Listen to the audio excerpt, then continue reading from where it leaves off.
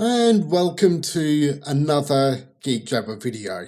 My name is Tim, and we're going on another little journey with this little device today. And yes, it is really quite reflective on the screen.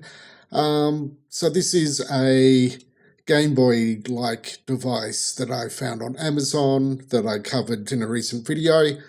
And I know some people like this sort of thing.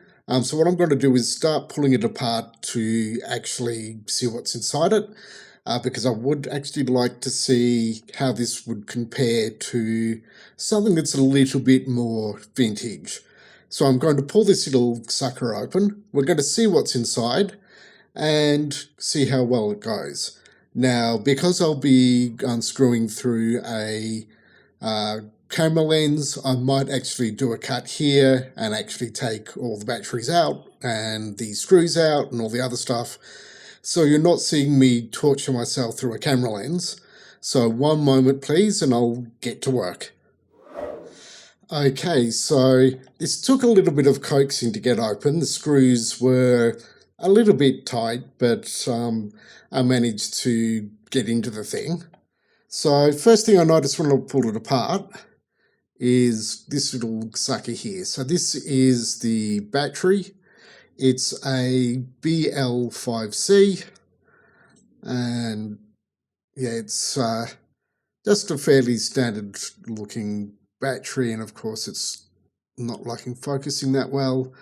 Hope that's probably about as good as we're going to get. Now, if you know your old Nokia devices, this model number might be fairly familiar to you. So that's the first thing I noticed when I pulled it out, is I think I've seen this battery before in the early 2G Nokia mobile phones. So it looks like this particular battery is still getting a little bit of love. And so if you want a cheap battery for your Nokia mobile, it happens to be this model, get one of these little things.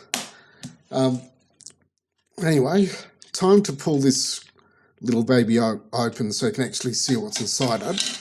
So you've got your usual shielding with just your speaker, volume control, and your battery contacts. So nothing exciting there.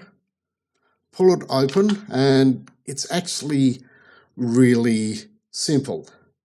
So that's obviously a screen, and it looks like most of the work is being done by this one chip. So I won't be able to get a clear shot of the actual model number via this camera app because it doesn't really like doing macro style photography, but I'll actually grab a still image and just briefly overlay it here so I can actually get the part number.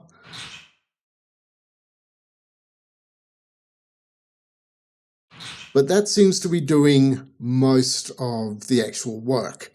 So that'll be storing all your software and all the rest of it.